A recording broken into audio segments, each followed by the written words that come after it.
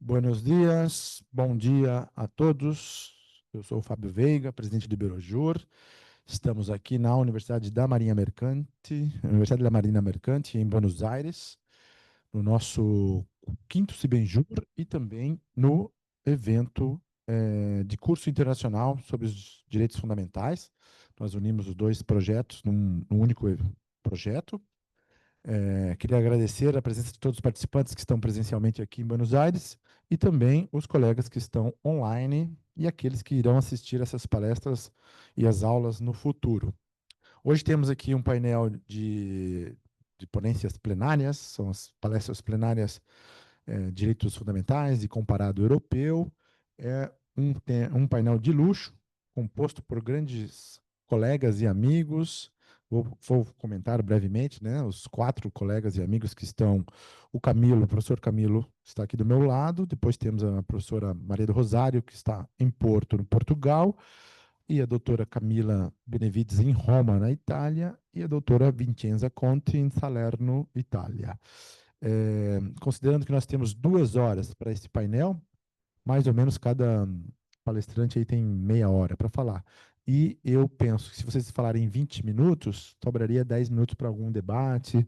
O público presencial tem costume sempre de perguntar, e o público online também pode perguntar.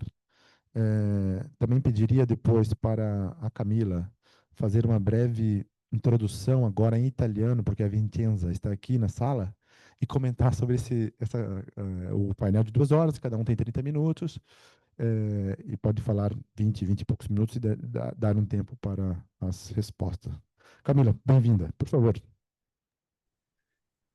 Buongiorno a tutti, il professore Fabio ha fatto un saluto introduttorio e ci ha spiegato che tutti i professori che parteciperanno di questa sessione avranno più o meno 20 minuti, 30 minuti, però lui ci ha chiesto di parlare in 20 minuti più o meno, così gli studenti avranno la possibilità di fare eventuali domande e anche possiamo sentire magari un intervento di quelli che partecipano online.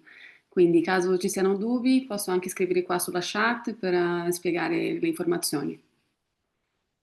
Obrigado, grazie, Camila. Muito bem, então vamos começar para o primeiro, com o nosso primeiro colega que está aqui, o professor Dr. Camilo Stangerlin Ferrarese, que é doutor em Direito pela Unicinos, no Brasil, pós-doutor em Direito pela Universidade do Minho, defendeu seu pós-doutorado faz coisa de 10 dias atrás, lá em Portugal, e pode nos comentar também um pouco sobre a sua trajetória acadêmica, que é importante nesse tipo de evento, e é professor de Direito das Faculdades Integradas de Bauru, FIB, que eu tive o prazer de estar também com a Camila e o professor João Proença Xavier este ano em Bauru, e fomos muito bem recebidos pela a reitora, pela diretora, Chiara, e todos os demais colegas de Bauru. Queremos também dar os nossos cumprimentos. O professor Camilo vai falar sobre a releitura da teoria dos direitos humanos e fundamentais, né, direitos humanos fundamentais, mas também eu gostaria que ele fizesse um pouco de um comentário sobre a sua trajetória internacional, porque isso é importante dentro dos nossos projetos, e isso traz um pouco também de informação para os colegas que estão nos ouvindo e os que estão aqui presentes, ter essas oportunidades acadêmicas. Bem-vindo, professor Camilo. Bom dia, doutor Fábio. Bom dia a todos e todas. É uma imensa satisfação participar do quarto curso internacional Los Derechos Fundamentales em El Estado de Derecho e do quinto Congresso Ibero-Americano sobre los Nuevos Desafíos Jurídicos, organizados pelo Iberojur e pela Universidade de la Marina Mercante, de Argentina. Gostaria também de agradecer o convite e parabenizar o professor Dr. Fábio pela organização do evento, pelo excelente tema escolhido, um tema muito importante na conjuntura atual global, né? E fazer reflexões sobre direitos fundamentais é sempre imprescindível para a gente não esquecer da finalidade deles, que é garantir a dignidade humana e garantir que todos possam ter uma vida boa de se viver, né? Aproveito para cumprimentar os meus colegas e amigos dessa plenária, professora doutora Maria do Rosário Anjos, professora doutora Camila Benevides, professora doutora Vincenza Conte, e cumprimento novamente o presidente da mesa, o professor doutor Fábio, e reitero a minha satisfação de poder estar aqui, participar de uma mesa tão sofisticada e substancialmente com conhecimentos para agregar para todos os que estão participando e acompanhando a, a realização deste evento, né?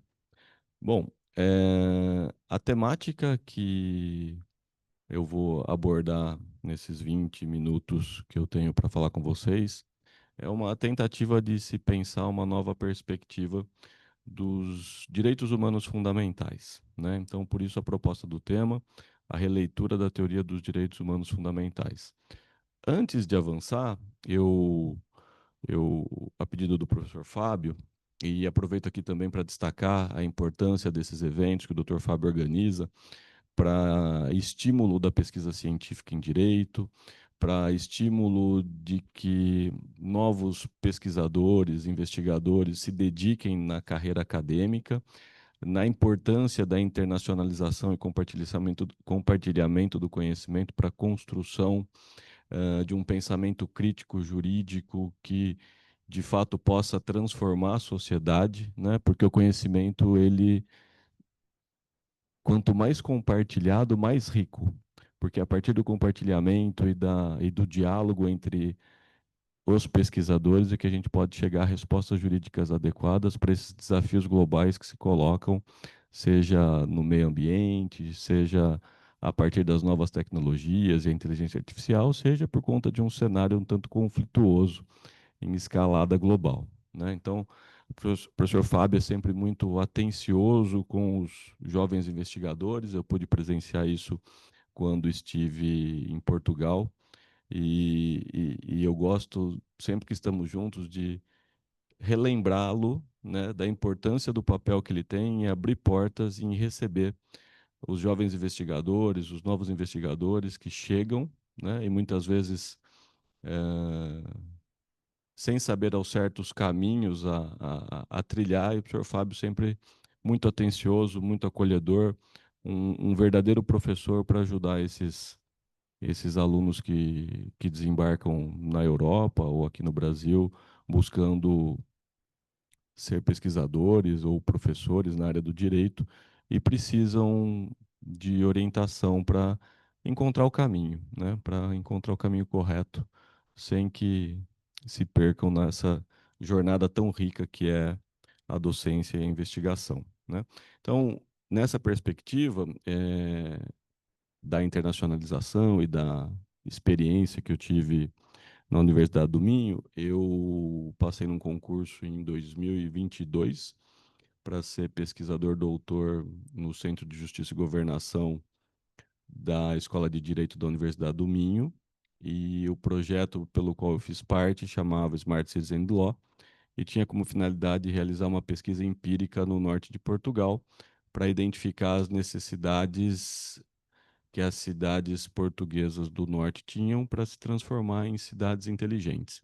Então, foi um projeto com uma duração de 2 anos, sob orientação da professora doutora Isabel Celeste Fonseca, que inclusive foi minha orientadora de pós-doutoramento, que tinha como finalidade fazer o mapeamento e apresentar soluções a partir do direito, mas um diálogo transdisciplinar, onde tinha ciência da computação, engenharia, arquitetura, e que o direito era o horizonte de sentido para essas áreas e é aquele que pode fazer um acoplamento estrutural em todos esses subsistemas sociais para que a gente possa encontrar respostas para essas questões complexas. E no final foram apresentados muitas publicações de acesso livre que todos podem ter a oportunidade de conhecer no site do JusGov e que são publicados os resultados e possíveis soluções para algumas questões, inclusive como a proposta de uma carta portuguesa para cidades inteligentes.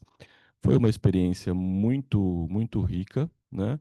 Onde a gente teve a oportunidade de aprender e compartilhar as experiências trazidas do Brasil, e isso sempre engrandece muito a formação e também é uma oportunidade ímpar para conhecer novos professores, novos pesquisadores, um outro olhar do direito a partir de outra referência, né?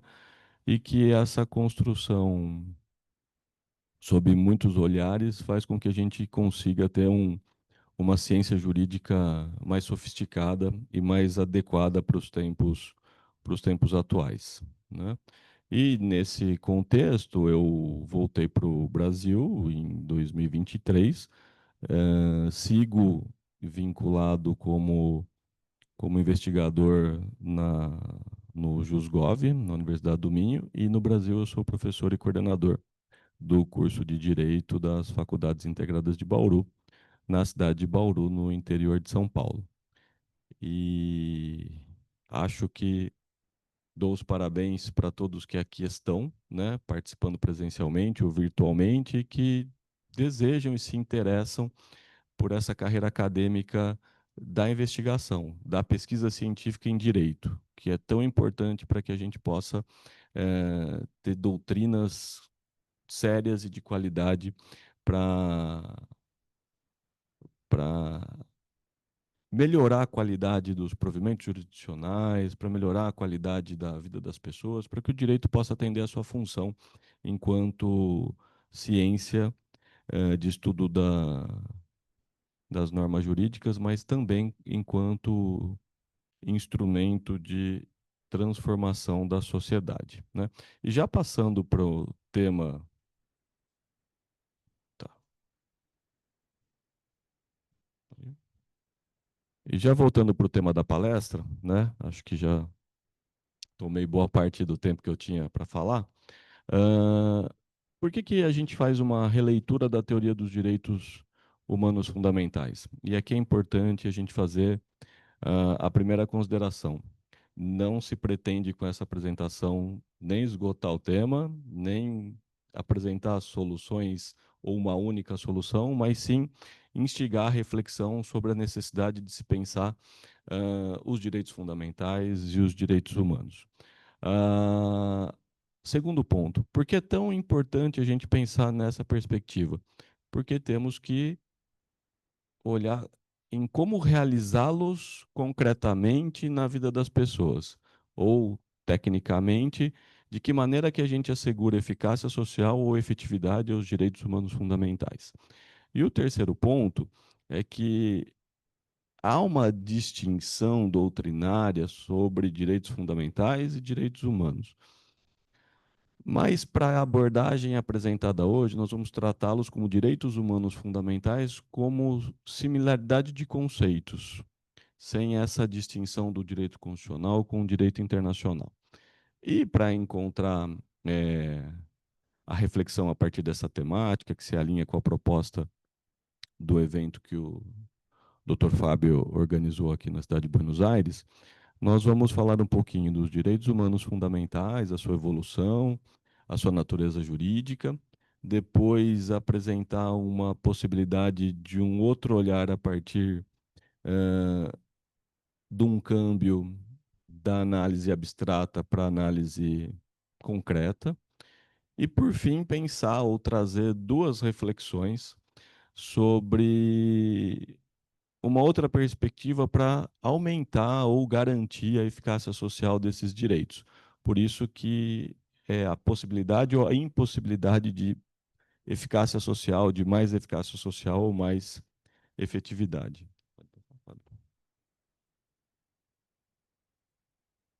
Bom, inicialmente, é importante a gente resgatar o que são os direitos humanos, né? E por que eles surgiram, né? Então, o direito internacional dos direitos humanos constitui um movimento extremamente recente na história, surgindo a partir do pós-guerra como resposta às atrocidades cometidas pelo nazismo, né? É nesse cenário que se desenha o esforço de reconstrução dos direitos humanos como paradigma e referencial ético a orientar a ordem internacional contemporânea.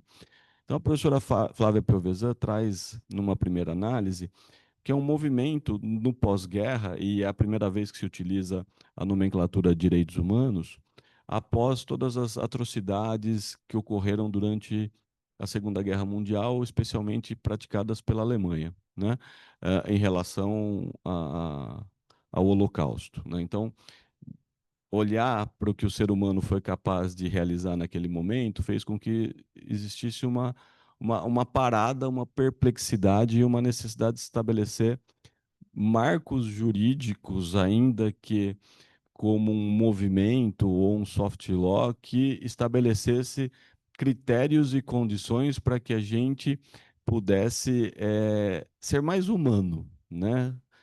Garantir a nossa própria humanidade, um resgate da humanidade, né? Para garantir que as pessoas possam ter alguns direitos que lhes façam mais, que lhes garantam uma existência com dignidade e que os seus bens jurídicos não sejam atentados ou violentados, né? Então, os direitos humanos refletem um construído axiológico. A partir de um espaço simbólico de luta e ação social, compõe uma racionalidade de resistência, na medida em que traduzem processos que abrem e consolidam espaços de luta pela dignidade. E nesse ponto, especialmente, é importante a gente destacar que nesse primeiro movimento é um espaço simbólico de luta, né?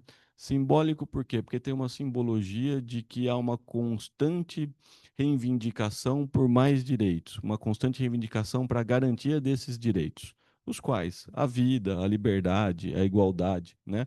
E que demandam de um movimento social, um movimento de resistência. E nesse ponto, a gente nunca pode esquecer que a construção dos direitos humanos não é uma construção linear, ela não tem um avanço e um progresso linear. Nós temos avanços e retrocessos. Ora avançamos, ora retrocedemos. O que nós não podemos perder é de deixar caminhar para conseguir cada vez mais direitos para garantir que as pessoas possam ter a sua dignidade protegida, porque afinal de contas, para que servem os direitos fundamentais, os direitos humanos fundamentais? Para garantir a dignidade em todas as suas perspectivas, em todas as suas possibilidades. Então, aqui tem um símbolo, né, para mostrar que é um direito de todos, né? Independente de cor, raça, gênero, é um direito assegurado para todos, pela nossa simples condição humana. E, e é um direito que se conecta, que não tem competição, mas é um direito de cooperação, porque para a gente existir adequadamente, a gente precisa cooperar, né? E quais são os fundamentos, né, os fundamentos apresentados para a existência dos direitos humanos, né? A gente tem duas perspectivas. A justnaturalista, que sustenta que os direitos humanos seriam direitos naturais, ou seja, a humanidade seria titular de direitos por sua condição humana, direitos esses fundamentais e anteriores à sociedade. Daí alguns podem se perguntar e falar assim: nossa, mas como é que eu posso pensar essa perspectiva? E eu traria de exemplo a própria Constituição Brasileira de 1988. O Constituinte de 88 ele tinha uma perspectiva justnaturalista, tanto que os direitos fundamentais vêm no artigo 5º, né? E são os primeiros direitos elencados na Constituição, e a formação, organização e estrutura do Estado brasileiro só vem depois. A organização geográfica do texto normativo constitucional demonstra esse caráter justnaturalista que o Constituinte do Constituinte de 88 teve ao pensar a estrutura normativa jurídica do direito constitucional brasileiro. Os direitos fundamentais vêm antes do Estado. E no direito nada é à toa. Todas as palavras têm sentido, a posição dos artigos tem sentido. Então, se os direitos fundamentais estão antes da organização do Estado, é porque o Constituinte entendia, naquele momento, que eram direitos que eram naturais, que só pelo simples fato de sermos humanos nós teríamos esses direitos reconhecidos. O outro fundamento é o historicista, que aponta que os direitos humanos são resultados de um processo histórico de construção, né? E daí retoma a perspectiva da professora Flávia, que é um espaço simbólico de luta e de conquista, né? Onde os direitos são reconhecidos a partir de reivindicações. Passar, Fábio. Outra característica que a gente não pode esquecer dos direitos humanos é o seu caráter emancipatório, né? Ou seja, eh, o caráter emancipatório dos direitos humanos na busca pela dignidade, identificar que a evolução dos direitos da humanidade se deu em um processo gradativo histórico, garantindo a cada fase superada um leque de direitos que buscam a tutela da dignidade e o respeito pelo próximo. E aqui se percebe, por exemplo, uma mudança de sentido sobre como a gente se coloca enquanto indivíduo na sociedade. O respeito pelo próximo exige uma ética da alteridade, onde eu não existo simplesmente porque eu penso, porque eu tenho capacidade e consciência para existir, que é uma perspectiva individualista. Eu existo porque eu me reconheço no outro, né? Que é o respeito ao próximo, que é a ética da alteridade. Por meio de conquistas e lutas históricas, o ser humano conseguiu o reconhecimento de direitos considerados fundamentais à espécie humana e que, pelo simples fato de a ela pertencerem, homens e mulheres seriam titulares desses direitos.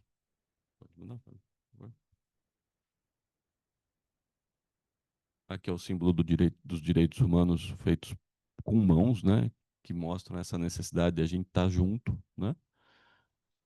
E aí a gente passa e pensa um pouquinho nessa questão. Se a gente está falando que são processos de construção, são processos de conquistas, né? Eh, a gente pode fazer uma classificação ou distinção a partir da evolução, que parte da doutrina chama de geração, outra de dimensão.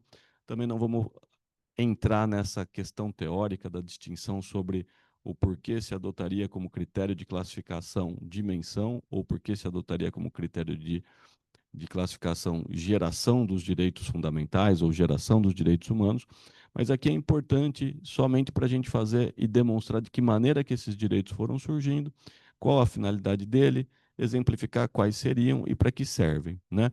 A primeira geração ou dimensão dos direitos humanos representaram uma conquista da humanidade diante do absolutismo, né?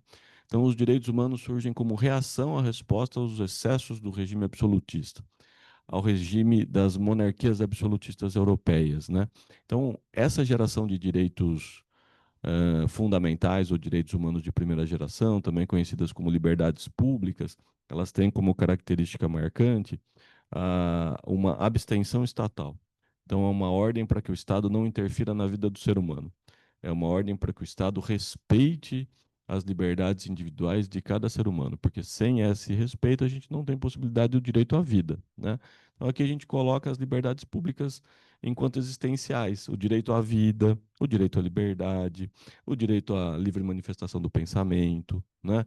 Então são ordens para que o Estado, para que o soberano não interfira na vida das pessoas, não interfira no espaço privado das pessoas. É uma perspectiva liberal do Estado e tem como garantia, e tem como característica garantir as liberdades individuais de todos os indivíduos. Percebam que nessa primeira geração ela está muito próxima do penso logo existo, né? Que é uma necessidade de reconhecimento da existência do indivíduo enquanto ser consciente, ser pensante, mas que para isso eu também preciso assegurar que o Estado permita essa existência individual, né? Então, nessa fase, a gente está diante de direitos que são ditos individuais ou liberdades públicas, né? A segunda geração dos direitos humanos, elas já vêm num segundo momento onde há um reclamo por melhores condições de vida, ou até para garantir que a primeira geração de direitos fundamentais possam ser efetivamente exercidos, possam ser efetivamente gozados pelos seus titulares. E quem são seus titulares? São os próprios seres humanos, são todas as pessoas que vivem nesse condomínio que nós existimos, que é o planeta Terra, né? Então, na segunda geração, o fundamento já é a igualdade material, né? É possibilitar que as pessoas possam ter uma existência com mais dignidade. E aqui se exige exatamente o contrário. Aqui se exige uma ação positiva do Estado, que o Estado assegure alguns direitos para que as pessoas possam viver com saúde, que as pessoas possam ter educação, que as pessoas possam ter uma alimentação adequada, possam ter trabalho, lazer, né? E dessa maneira garantir o gozo e o exercício dos de primeira geração.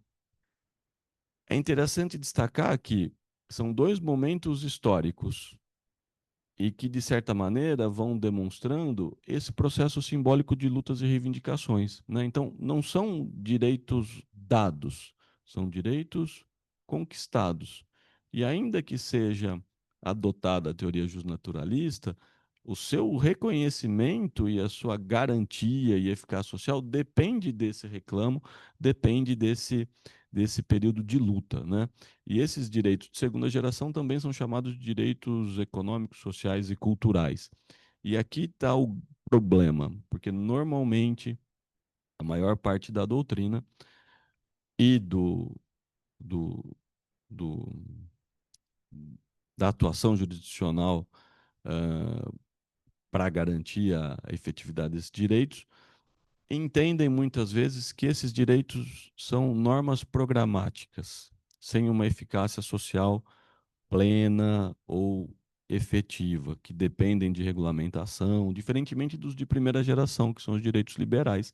Esses sim, de plano, sempre entendidos como de eficácia imediata e eficácia plena, né? Pode mudar, Fábio.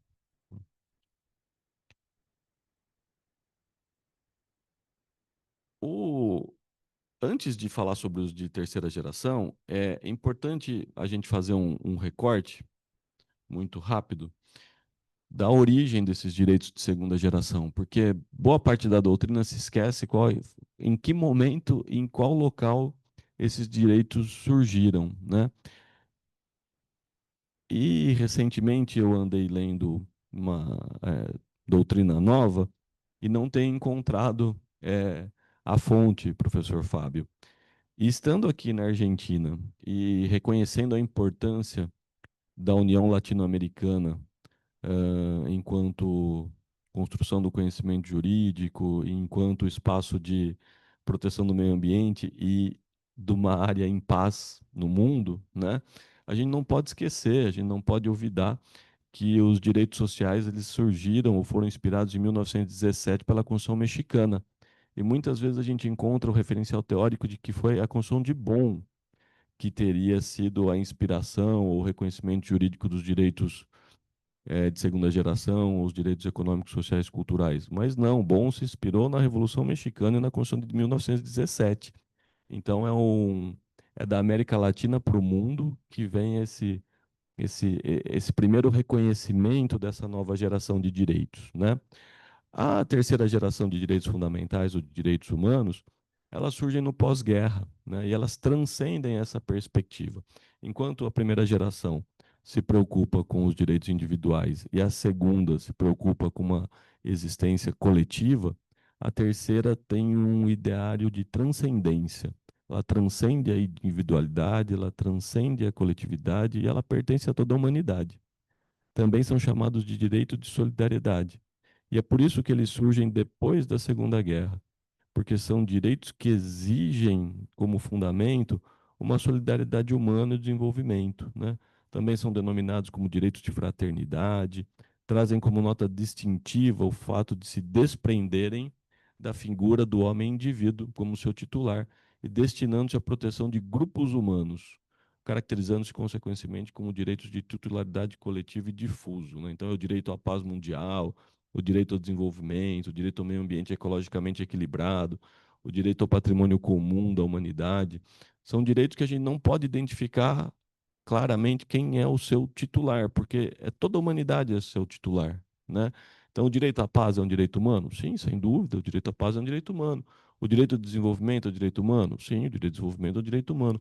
A pobreza é violação de direitos humanos? Sem sombra de dúvida, a gente não pode perder a capacidade de se espantar quando encontra um ser humano dormindo na rua em condição de miserabilidade, numa situação de vulnerabilidade social.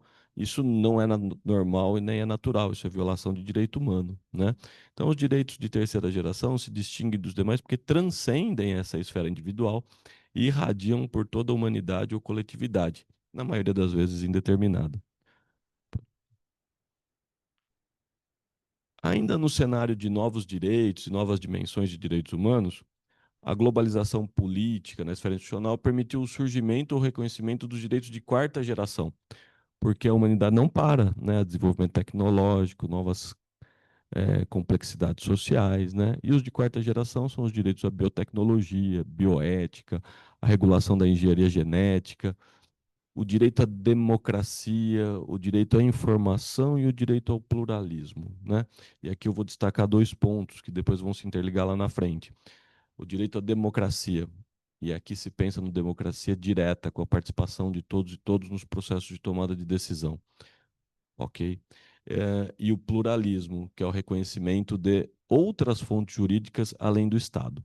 Eu vou avançar um pouquinho por conta do tempo. Pode passar um pouquinho? Ainda temos a quinta dimensão, que seriam os direitos da sociedade das tecnologias de informação, do cyberespaço, da realidade virtual. E aqui houve um boom de possibilidades e oportunidades a partir dos direitos humanos fundamentais. E em que se propõe a releitura dos direitos humanos? Esse deslocamento do sentido abstrato e metafísico dos direitos humanos para a realidade material. Então, sair da abstração, sair do espaço simbólico e vir para a concretude. É o horizonte de sentido para buscar positividade e efetividade a partir do quê? A partir da realidade humana, a partir das dificuldades humanas. E reconhecer a existência de novas fontes jurídicas relacionadas com o pluralismo, inclusive códigos privados, né, corporativos como fonte de direitos humanos. E reconhecer que talvez os direitos humanos sejam um processo, como o professor Herrera Flores traz a sua conceituação. Então, há uma mudança, há um câmbio de sentido, uma transição da abstração para a concretude. Afirmar que os direitos humanos, mais que direitos propriamente ditos, são processos, ou seja, resultados sempre provisórios de luta que os seres humanos colocam em prática para ter acesso aos bens necessários para a vida. Pode passar, Fábio. Nessa perspectiva, os direitos humanos representam, ou melhor, significam bens materiais exigíveis para se viver com dignidade. E o reconhecimento da estrutura normativa desses direitos possibilitarão a sua implantação e eficácia social. Então, nesse ponto especificamente, a gente tem um processo de apropriação de bens. E os direitos humanos seriam a garantia de que os bens produzidos pela humanidade fossem compartilhados para que todos pudessem usufruir deles. Pode passar? Por isso, nós não começamos pelos direitos, mas sim pelos bens exigíveis para se viver com dignidade, expressão, convicção religiosa, educação, moradia, trabalho, meio ambiente, cidadania, alimentação sadia, tempo para o lazer e formação, patrimônio histórico-artístico. E o professor Herrera Flores diz assim: prestemos muita atenção, estamos diante de bens que satisfazem necessidades e não de um modo a priori perante direitos. Os direitos virão depois das lutas pelos acessos aos bens. Algumas vezes essas lutas poderão se apoiar em sistemas de garantia já formalizados, e aí a luta jurídica se une à luta social de um modo importante, mas outras vezes as lutas não poderão se apoiar em uma norma e se situar em planos de legalidade. Veja-se o caso das práticas sociais para acolher, proteger e promover as migrações no contexto europeu. As normas jurídicas resultantes nos servirão para garantir, como dissemos, de um modo não neutro, um determinado acesso a tais bens. Pode passar. Eu vou avançar um pouquinho, né? Senão não vai dar tempo de eu concluir o pensamento. E quais seriam as possibilidades de releitura, né? A gente já falou qual seria a proposta de releitura, sair do abstrato para o concreto e pensar nos direitos humanos como processo de acesso a bens materiais e os direitos humanos a forma de garantir que a população tivesse acesso a esses bens materiais. Então aqui a gente traz duas propostas. Uma do Fischer, Lescano e Miller, que eles falam da reunificação das categorias de direitos humanos para a categoria de direitos sociais globais. E aqui a proposta é não fazer mais uma classificação em distinção primeira, segunda, terceira, quarta, quinta geração, onde abre-se margem para discussão sobre eficácia e efetividade dos direitos fundamentais, dos direitos humanos fundamentais, em relação às gerações dos direitos, e fazer uma unificação das categorias para direitos sociais globais. Então, quais seriam essas gerações? Todas fariam parte desses direitos sociais globais e todos teriam a mesma efetividade, a mesma eficácia social e poderiam ser reivindicados a partir do Estado, mas não só do Estado, também de outros atores privados, como é o segundo ponto da nossa proposta. Pode virar, Fábio. E nessa segunda perspectiva de possibilidades para eficácia, a ampliação de atores responsáveis para a sua realização. E quem seriam aqui, e que pretendemos abordar especificamente, já caminhando para as considerações finais? As corporações multinacionais, né? Então, não é mais, eu só não tenho, não é mais apenas o Estado o destinatário do cumprimento e da garantia dos direitos humanos fundamentais, mas as corporações globais também seriam responsáveis por isso. E por quê? Porque Teubner, pode passar, Fábio. Gunther Teubner, um jurista alemão, ele diz que as constituições, que os códigos corporativos das corporações globais são verdadeiras constituições, têm elementos de constituições e têm eficácia e produzem efeitos jurídicos na vida das pessoas, do meio ambiente, das relações de consumo, das relações de trabalho, em espaços territoriais maior que os estados nacionais. Então, se esses códigos corporativos, que já têm elementos de constituição, eles são tão poderosos, eles são as novas constituições globais e é neles que nós temos que inserir a linguagem dos direitos humanos para que eles possam ser efetivados e garantidos a todos. Então, a unificação de categorias, né, dos direitos sociais globais e o reconhecimento das corporações globais como atores responsáveis em garantir a eficácia dos direitos humanos são possibilidades, são novas possibilidades de se pensar a eficácia.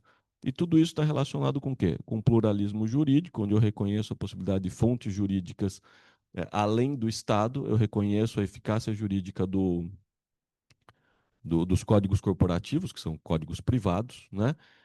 E que eles precisam respeitar e observar os elementos de organização de uma Constituição e ter os direitos humanos como horizonte de sentido, e aí que tem um outro câmbio, onde a gente passa não simplesmente numa perspectiva axiológica, mas sim de linguagem, e a linguagem dos direitos humanos passa a ser uma linguagem de toda a sociedade e dessas corporações, garantindo que, ou exigindo que, elas cumpram e garantam os direitos humanos em todas as suas dimensões, porque são efetivamente elas que atuam no maior espaço do território global. E está aí a questão das big techs, né, que não me deixa mentir, e que nós precisamos, de certa maneira, que os direitos humanos irradiem dentro dos seus códigos corporativos para que elas respeitem a, a dignidade da pessoa humana. Como meu tempo se encerrou, eu peço desculpas por ter me alongado e passei 2 minutos. Aproveito para agradecer novamente ao Iberojur, à Universidade de La Marina Mercante e especialmente ao professor Dr. Fábio Veiga pelo convite e oportunidade de estar aqui em Buenos Aires falando com vocês. Muito obrigado, professor Camilo, pela pontualidade. 2 minutos não faz mal para nós. Estava muito claro a sua exposição. Agora eu vou passar para a professora doutora Maria do Rosário Anjos, que é minha colega lá na Universidade Lusófona, professora de Direito Administrativo, na verdade, Direito Público. Ela trabalha com essa matéria há muitos anos, sendo também advogada em contratos públicos.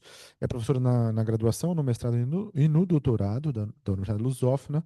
É juíza árbitro, é uma coisa que não tem no Brasil, mas ela pode explicar um pouquinho aqui para nós. Juíza árbitro no Centro de Arbitragem Administrativa em Portugal, e vai falar um pouco também desse tema sobre arbitragem, decisões arbitrais, consequências dos direitos fundamentais e dos jurisdicionados. Bem-vinda, professora Maria do Rosário.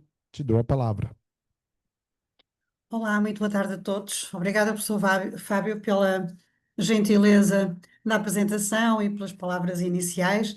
Começo por cumprimentar os meus colegas de painel, o professor Camilo, a professora Camila, a professora Vicenza e todos os que estão a assistir aí em Buenos Aires e dizer-vos que é com muita pena que não estou aí convosco, pois gostaria imenso de poder estar nesta altura em Buenos Aires, que é uma cidade que adoro.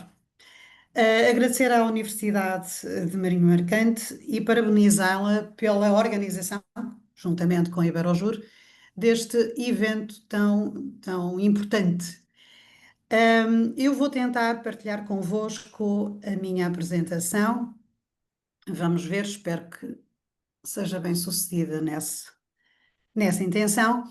Apresentação que é sobre, como o professor Fábio disse há pouco, suponho que já estarão a conseguir ver. Sim, conseguimos. Sim. Ok, muito bem. Esta apresentação de hoje sobre a arbitragem e eficiência do sistema judicial e mais concretamente sobre as decisões arbitrais e as suas consequências nos direitos fundamentais dos cidadãos na ordem jurídica portuguesa. Devo dizer que é um estudo centrado na ordem jurídica portuguesa, nem podia ser de outra forma por insuficiência do tempo. Prende-se ou conecta-se com a apresentação do professor Camilo, quando há pouco referenciava as diferentes gerações de direitos e também as novas doutrinas que superam essa teoria criacionista ou geracional dos direitos humanos e que centram, no fundo, a temática dos direitos humanos na sua eficácia. Porque é fácil consagrar direitos humanos, é fácil os textos constitucionais, por vezes até demasiado extensos, darem essa dimensão, uma dimensão aparentemente muito generosa aos direitos humanos, difícil depois é concretizá-los. E é no plano da eficácia, talvez por ser advogada, e como disse o professor Fábio, juiz-árbitro, uma função que eu assumi desde 2010 e que já explico basicamente em que consiste, é nessa perspectiva da eficácia dos direitos que a minha apresentação se vai centrar hoje. De que serve uma Constituição generosa em direitos humanos se depois não há garantias desses direitos no plano concreto, no dia a dia, na existência individual de cada um de nós? E nesse sentido, alguma reflexão que tenho feito ao longo dos anos como investigadora sobre os direitos humanos, temática que, confesso, não era de todo, há 10 ou 15 anos atrás, uma temática sobre a qual me debruçasse propriamente, porque sempre estive e estou focada no direito administrativo e no tributário, mas de facto os direitos humanos assumiram uma dimensão transversal, se é que não a tiveram sempre. Eu creio que sempre tiveram essa dimensão transversal. Mas a diferença é que os últimos 20 anos, em termos globais, não é um problema de Portugal ou do Brasil ou da América Latina versus Europa, não, é um problema global. Vieram demonstrar que há uma certa incúria das instituições, e nomeadamente do Estado, em termos de garantir os direitos aos cidadãos, nomeadamente os direitos civis, aqueles que, como muito bem o professor Camilo há pouco referenciava, são, em termos clássicos, definidos como direitos de primeira geração. E porquê? Sendo estes direitos civis, e deixem-me nomear aqui 2 ou 3, o direito à liberdade de expressão, o direito de voto, habeas corpus, sendo estes os de primeira geração, se esquecermos os da segunda geração, o direito ao trabalho, o direito à saúde, o direito à educação, o direito à habitação, o direito a um ambiente saudável, se esquecermos estes, como conseguimos garantir a eficácia concreta dos primeiros? Obviamente, a verdade é essa, não conseguimos. E é nessa perspectiva que a temática dos direitos fundamentais, ou dos direitos humanos fundamentais, se quisermos, se tornou cada vez mais na ordem do dia. E hoje em dia não há praticamente área do direito que escape a uma análise que mais cedo ou mais tarde vai, de facto, conectar-se com a dos direitos fundamentais. Até o próprio direito empresarial, o próprio direito comercial, um direito que em termos tradicionais sempre esteve muito focado na análise puramente mercantil, funcionamento do mercado, o móvel da empresa, etc. Hoje em dia é afetada pela leitura destes direitos fundamentais. Avançando mais concretamente para o tema que aqui me traz, uma das dimensões cruciais para a garantia dos direitos fundamentais é dotar o sistema judicial de eficácia. Ou seja,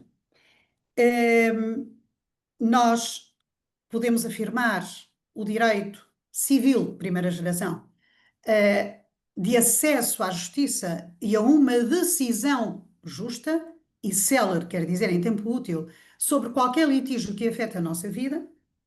E isto é muito fácil de consagrar na Constituição. A Constituição Portuguesa tem esse direito claramente consagrado no artigo 20º. Todas as constituições de todos os nossos estados do Brasil, a Itália, Argentina, México, consagram seguramente este direito. Mas depois, este direito pode cair em saco vazio se um cidadão afetado por um litígio concreto que queira ver a sua situação jurídica definida por um tribunal, tiver de esperar anos, por uma decisão desse tribunal em primeira instância. Vamos imaginar um trabalhador que vê violados os seus direitos enquanto trabalhador, que é alvo de um despedimento sem justa causa, de um despedimento que põe em causa a sua subsistência e da sua família e que de repente tem de esperar 3, 4, 5, 10 anos por uma decisão de primeira instância que venha dizer se aquele despedimento é ilegal ou não é, se ele tem ou não tem direito à reintegração, o que é que este trabalhador vai fazer neste espaço de tempo, como vai sobreviver, afinal, quem lhe asseguram os direitos fundamentais enquanto o sistema judicial, que devia ser eficaz, célere, rápido e justo, não der a sua decisão. Ora bom, é neste contexto que surge a arbitragem, e não só a arbitragem vem sempre acompanhada de um pacote mais amplo que designamos por meios de resolução alternativa de litígios e que veio ocupar um espaço meio nos últimos 20 anos, um pouco por todos os países, enfim.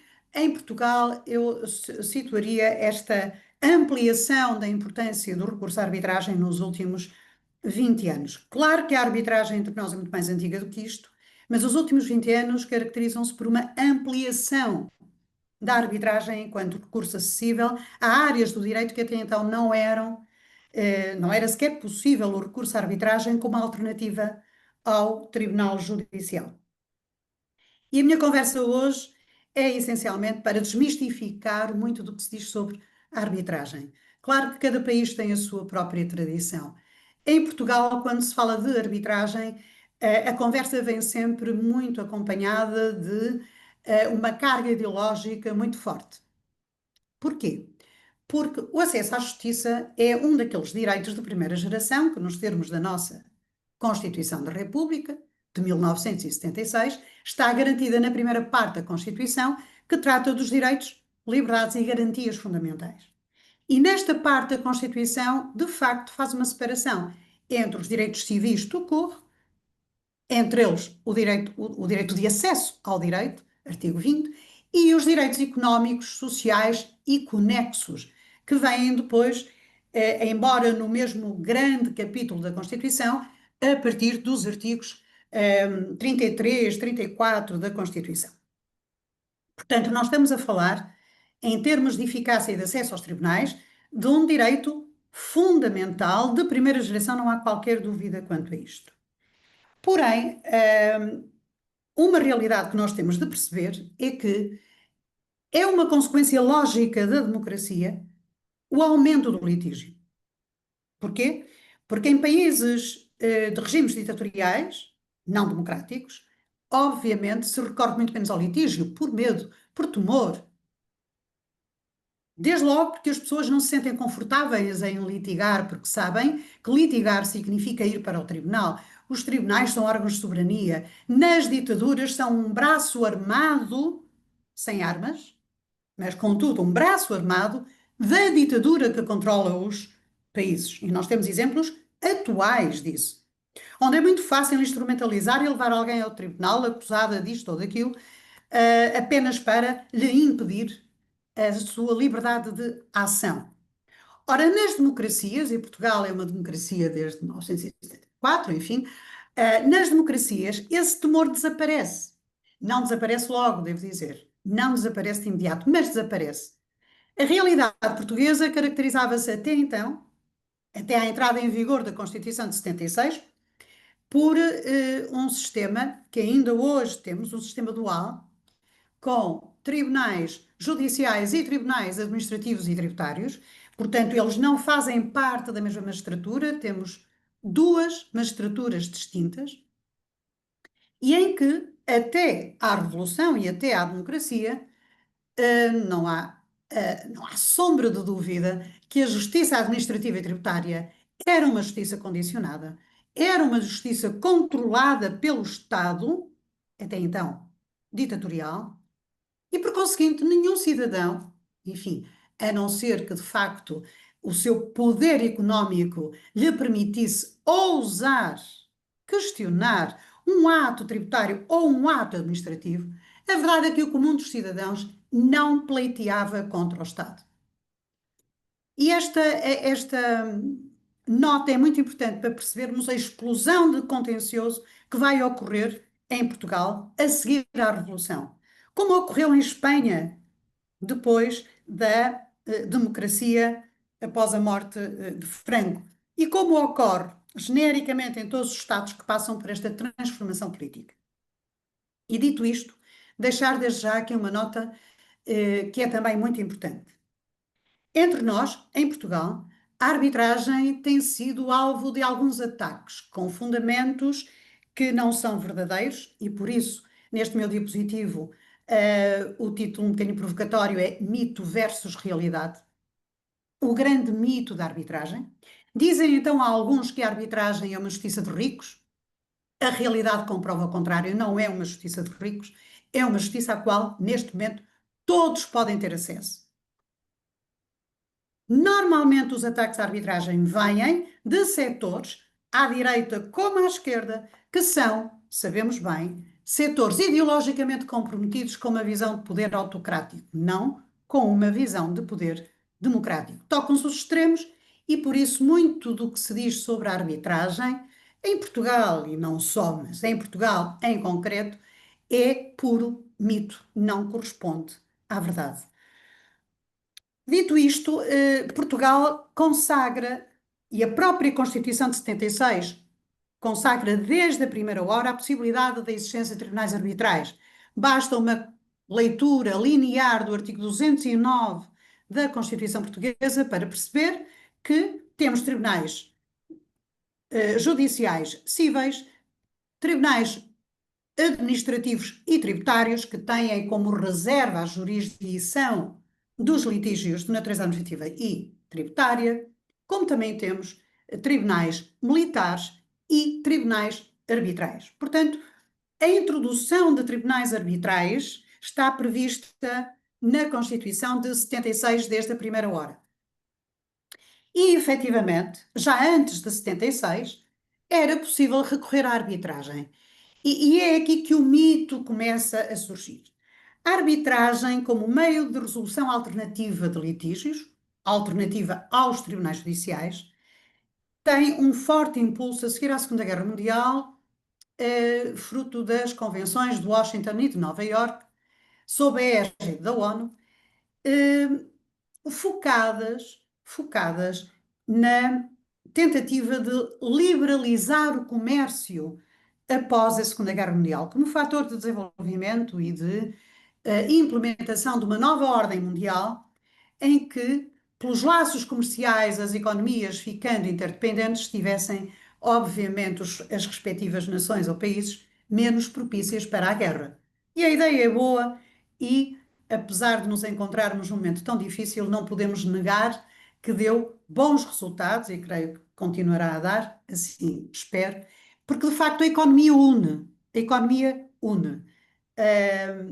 E essa aposta fez com que, desde então, para motivar, fomentar o investimento estrangeiro, o recurso à arbitragem fosse mesmo o único instrumento para dirimir litígios entre multinacionais e Estados, onde estas multinacionais tivessem realizado investimento estrangeiro, pois é perfeitamente compreensível que uma multinacional, por exemplo, inglesa, se vai investir na Argentina, não queira, havendo um litígio, que seja o tribunal argentino a decidir. Tem todo o direito a que esse litígio seja decidido por um tribunal que não seja nem inglês nem argentino, e já agora nem de nenhuma nacionalidade próxima com estes dois países. O mais provável é que saia um tribunal constituído ali, talvez, na Suíça, que tem de facto esta auréola de grande imparcialidade e equidistância. Percebemos, portanto, como é que surge essa arbitragem comercial internacional. Surge neste contexto. E essa arbitragem, dizem os inimigos da arbitragem, ou aqueles que pretendem reservar ao Estado toda a capacidade de decidir litígios, que é uma arbitragem é milionária para milionários. Ora, nada de mais falso. Estão a falar de uma arbitragem, que é a arbitragem comercial, internacional, sempre existiu, pelo menos desde a Segunda Guerra Mundial, continuará a existir e compreende-se que essa arbitragem tenha esse âmbito de atuação. A arbitragem de que vos falo aqui é outra.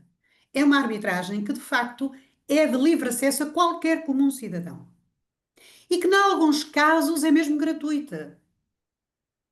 E que foi introduzida fruto precisamente da muita pressão de algumas corporações, e pego na expressão aqui utilizada por Camilo há pouco, quando, já na reta final da sua apresentação, focava em esse aspecto muito interessante, ou seja, a defesa dos direitos humanos não é só, nem pode ser, responsabilidade do Estado, uma obrigação nossa, enquanto cidadãos, juristas, não juristas, membros de associações, de corporações, ordens de advogados ou ordens de arquitetos, ordens de engenheiros, corporações em geral, forças da sociedade civil.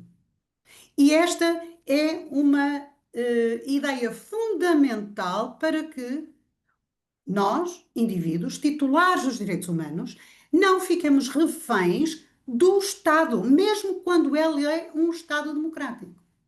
Porque a democracia é o melhor de todos os maus sistemas de governação que nós conhecemos. Bom, não conhecemos nenhum. Talvez o príncipe iluminado de Platão, se existisse.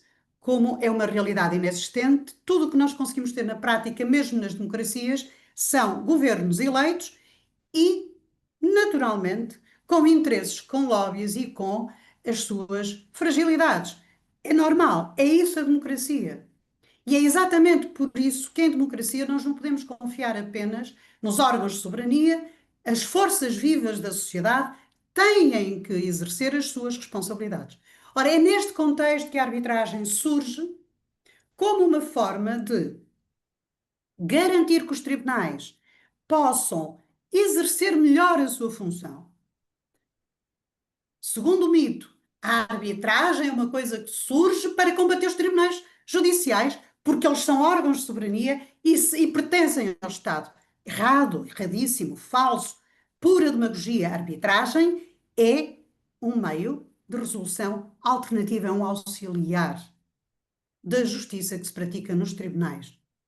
Em democracia, com a expansão numérica dos litígios que vão chegar aos tribunais, os tribunais não têm capacidade para resolver todos os litígios em tempo recorde. Mas então vem uma crítica fácil, que é dizer, contratem-se mais juízes, construam-se mais tribunais, abra-se um tribunal em cada freguesia. Errado. Isto tem custos que os contribuintes vão ter de pagar. Um tribunal que se abre para fechar é muito problemático. E é onde hoje nós temos população que justifica um tribunal, amanhã podemos não ter. E, por outro lado, os tribunais são órgãos da soberania que não estão isentos dos defeitos que a humanidade em si mesma comporta. E, portanto, quando se paga a um juiz para ser juiz num determinado tribunal, ele pode produzir ou não produzir. 2 juízes no mesmo tribunal com as mesmas condições e o mesmo vencimento, um é capaz de decidir 3, 4 vezes mais processos do que o outro. Ora bom, nós não podemos exigir ao Estado, sob pena de o Estado entrar em ruptura financeira, em ruptura das finanças públicas e, consequentemente, também nós vermos a nossa qualidade remuneratória francamente afetada pelo aumento imparável dos impostos, não podemos exigir ao Estado que abra um tribunal em cada freguesia. Nem seria bom até para a qualidade da justiça, mas isso é outra discussão que eu vou deixar, se calhar, para para um outro congresso. E, portanto, a arbitragem surge, e em Portugal tem vindo a ser, um instrumento crucial para cumprir o artigo 20 da Constituição. E é neste sentido que, na evolução recente de Portugal, eu coloco aqui um marco temporal que é fundamental para percebermos a explosão que a arbitragem tem vindo a ter no nosso país. Esse marco é 2008. Em 2008, nós estávamos às portas da maior crise financeira depois da crise de 29 do século passado. E, portanto, na União Europeia, muitos países, incluindo Portugal, estavam já com sérias dificuldades de dívida pública, de endividamento, de falta de receitas para fazer face ao mais elementar que o Estado tem de garantir aos cidadãos. E neste contexto é feita uma grande reforma da administração pública em Portugal. Quase todos os regimes da administração pública portuguesa foram alterados em 2008, ainda na altura com o governo do primeiro-ministro José Sócrates, que desse ponto de vista foi um reformador, não haja dúvida, ele conseguiu fazer uma reforma da administração pública brutal, brutal. Esta reforma veio naturalmente suscitar um enorme boom, uma enorme explosão de litígio, sobretudo no domínio do emprego público. Imaginem agora um funcionário público que, para ver a sua situação jurídica definida, porque obviamente houve atropelos que se cometeram na aplicação das novas leis que entraram em vigor, tivesse que esperar 10 anos. É absolutamente impensável. E, portanto, nesta reforma legislativa de 2008, em todos os diplomas que foram então legislados, se previa a possibilidade de recorrer a centros de mediação, conciliação e arbitragem para dirimir o litígio de emprego público. E uma das inovações desta reforma foi introduzir um sistema de avaliação da função pública, conhecido entre nós como CIADAP, Sistema Integrado de Avaliação da Administração Pública. Ora, estão a ver que um funcionário, só para vos dar um exemplo, com 2 insuficientes, tem processo disciplinar para despedimento por justa causa. Porquê? Porque depois de ser avaliado 2 vezes com insuficiente, é manifesto que não pode continuar no exercício da sua função. O seu emprego está, portanto, em causa. E, por outro lado, o ter ou o não ter, vamos colocar a questão assim, avaliações de muito bom, paralisam na carreira porque não progride. Fica paralisado na carreira e na remuneração. Portanto, havia questões que, para os nossos tribunais judiciais, eram questões pequeninas, de pequena dimensão, tribunais completamente afogados em processos sobre temas, se calhar, que para eles considerados muito mais importantes, ajudas comunitárias, fraudes aos fundos de coesão, etc. E estes processos nunca seriam decididos, muito menos em tempo útil, de resolver o problema daquele cidadão. Portanto, é um mito quando se diz que a arbitragem serve os mais ricos, que é um meio de resolução acessível a uma elite. Não, não é. Não, não é. E é exatamente neste contexto que em 2009 é criado um centro de arbitragem administrativa, que é um centro público, que funciona sob a tutela do Conselho Superior dos Tribunais Administrativos e Fiscais. Portanto, é claramente um centro de arbitragem integrado no sistema, para o qual qualquer funcionário público que se sinta lesado na sua avaliação, na definição do seu escalão remuneratório, no âmbito do processo disciplinar do que foi algo, pode recorrer para ver a sua situação jurídica rapidamente dirimida. E aquilo que num tribunal administrativo poderia parecer um caso de pequena relevância, como por exemplo discutir um subsídio para falhas de 20 ou 30 euros por mês, mas 20 ou 30 euros por mês, vezes 14 meses, vezes muitos anos, é muito dinheiro para um funcionário com um vencimento de pouco mais que um salário mínimo. Portanto, estas pequenas questões que nunca haviam de ter decisão ou só muito tardiamente teriam decisão num Tribunal Administrativo Fiscal, passam a ter decisão possível num centro de arbitragem administrativa que foi criado para esse efeito. Apesar de Apesar do que eu acabei de dizer, devo dizer que foi a Ordem dos Advogados quem em Portugal criou o primeiro centro de arbitragem e litígios, também com competência em matéria administrativa.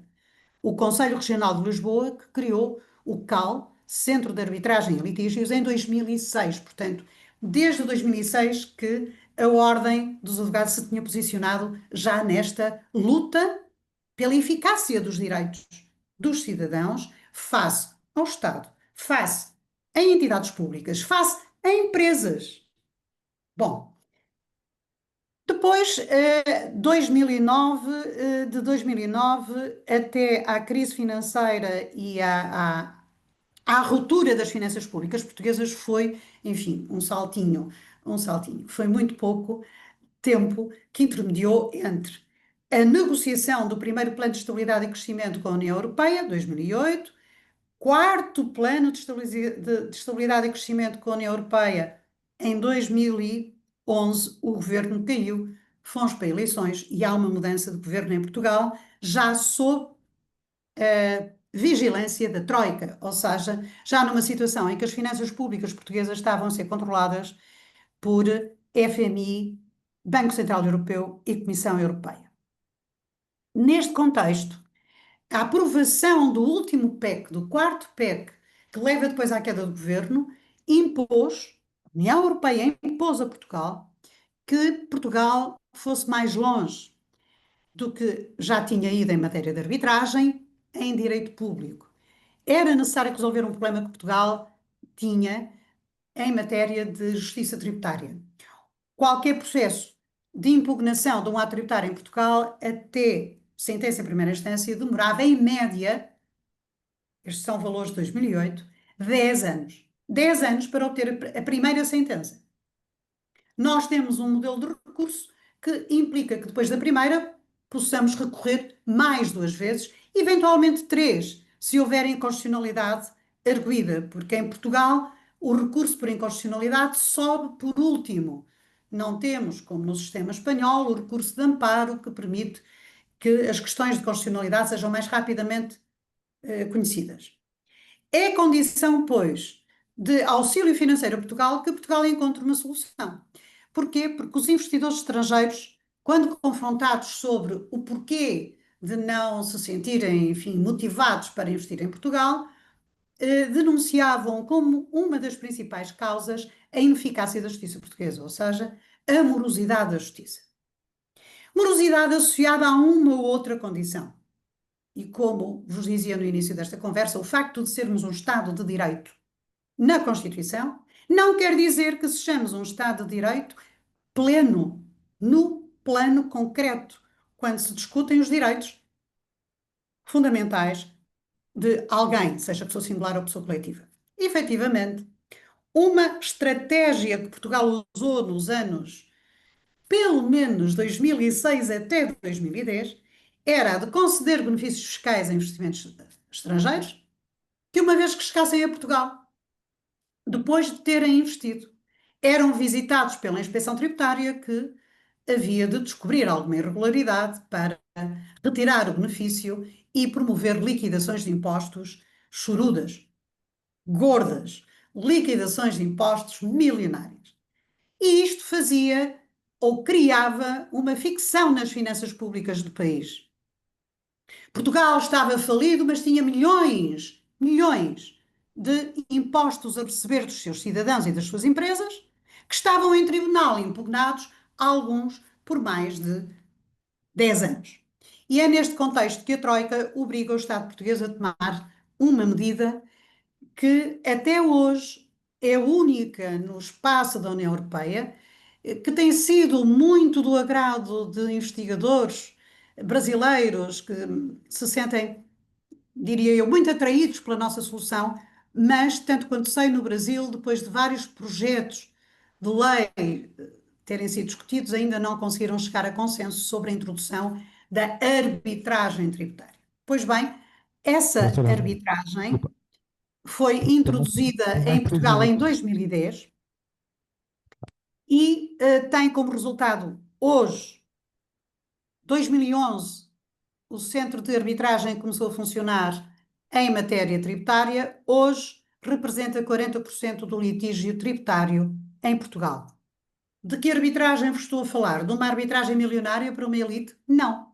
De uma arbitragem à qual recorre o cidadão que, por exemplo, é tributado por um IUC de um carro que já não tem, mas que lhe aparece todos os anos para pagar por erro da administração. Podemos estar a falar de 100 euros, 200 euros, mas também podemos estar a falar de processos que podem ir até 9 milhões de euros.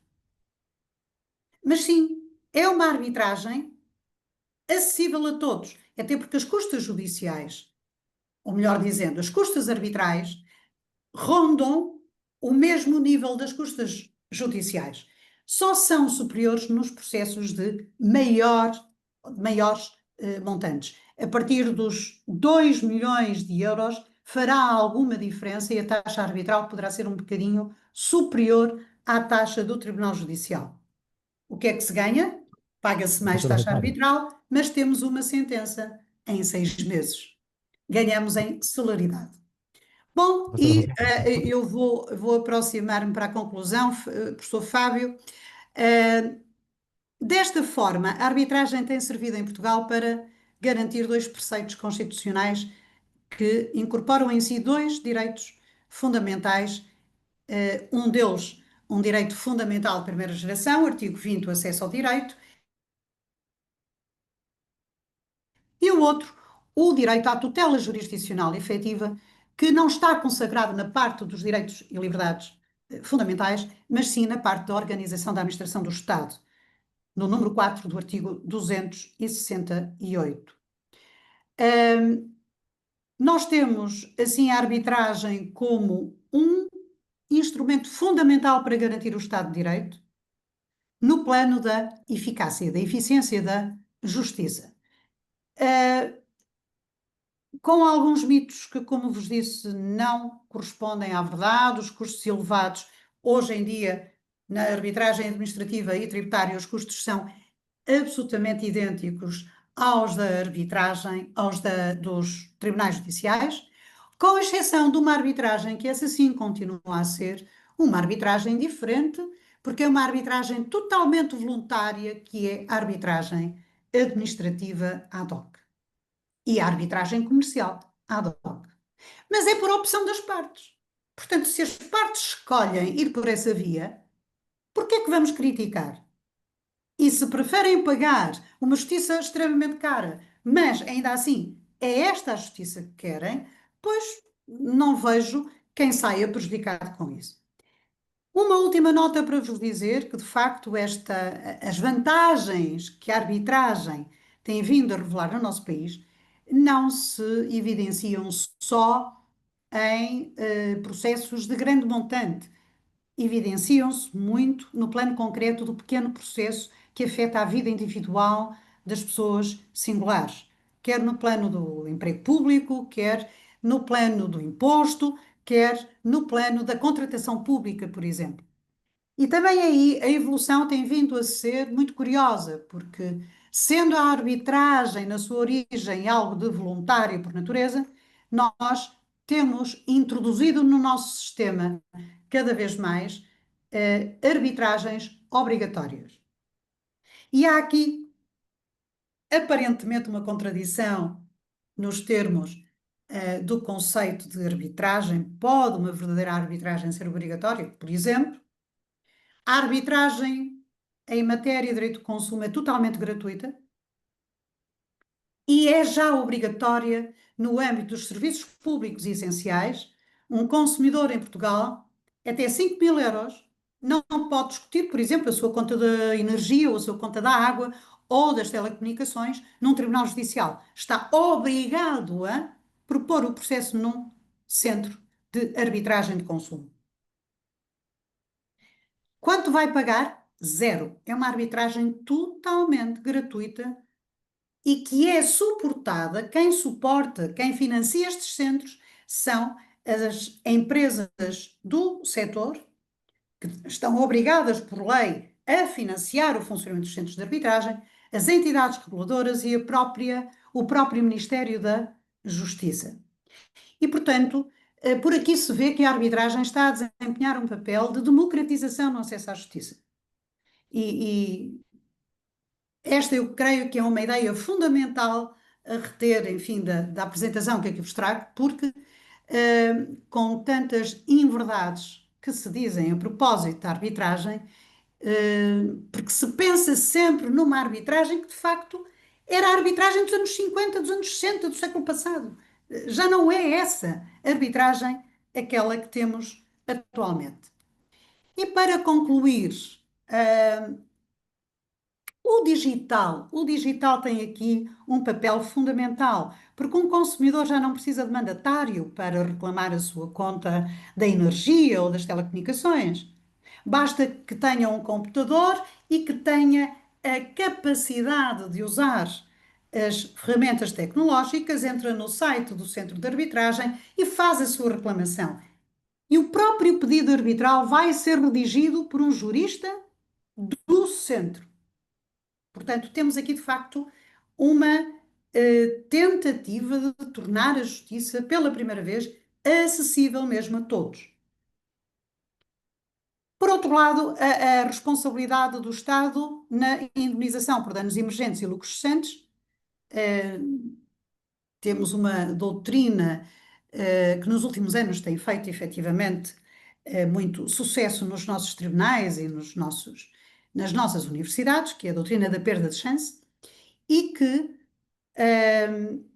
faz com que o Estado tenha olhado para a questão da eficiência da justiça com outros olhos, porque Portugal já foi condenado variedíssimas vezes no Tribunal Europeu dos Direitos Humanos por falta de celeridade na decisão judicial. E, portanto, num certo sentido, enfim, pode ser um bom negócio não obter uma sentença judicial em tempo útil, porque a seguir propomos uma ação e pedimos uma indenização contra o Estado português no Tribunal Europeu dos Direitos Humanos. Ora, bom, nada disto é bom, naturalmente, para a imagem do país, da nossa democracia e do bom funcionamento do Estado. Por último, e agora sim para concluir, que futuro? Que futuro para a arbitragem? Bom, eu, pela parte que me toca, tipo, sou uma entusiasta da arbitragem.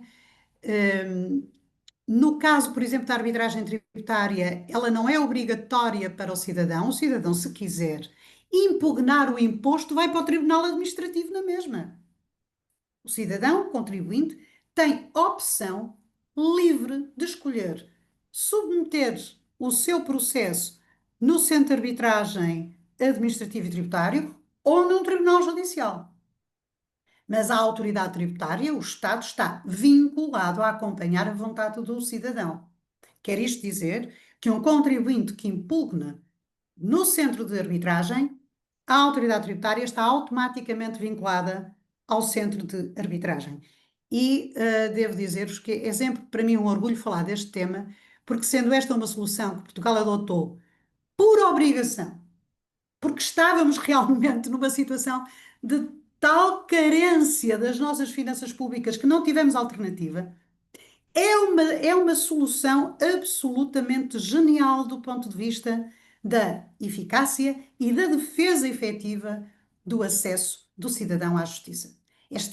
Vejam bem, se o contribuinte escolher a via da arbitragem, o Estado está vinculado, não pode dizer que não.